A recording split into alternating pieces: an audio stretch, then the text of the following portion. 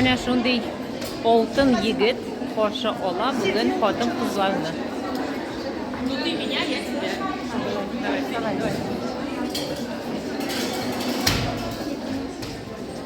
Ham butunisi onun bilan fotoga tushmoqchi.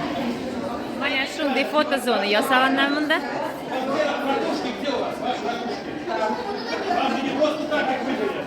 Ana Димочка bunda bütün kishini.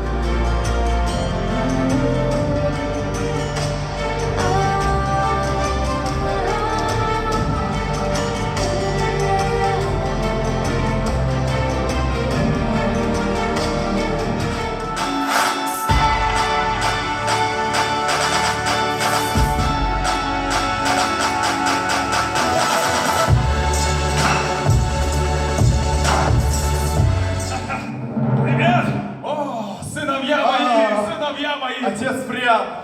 Привет! Ой, радуйся, отец! Парис нашел красавицу. Сын мой! Наконец-то! О, Парис, мой сын! Давай, показывай, где она? Где она? Вон там! Да где же? Не вижу ничего? Так, Включите свет, пожалуйста, в зале. да. Включите. Какие же они прекрасные! И давай, говори, какой уровень, Всех. Всех.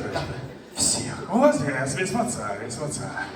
Наши женщины нашего города, Зеленодольска и района, это уникальные женщины. Они отличаются от всех, потому что это самые трудолюбивые, самые красивые и самые терпеливые люди.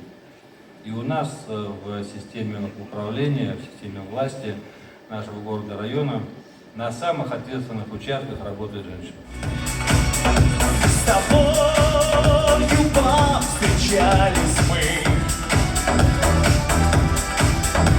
Родная женщина моя. То ли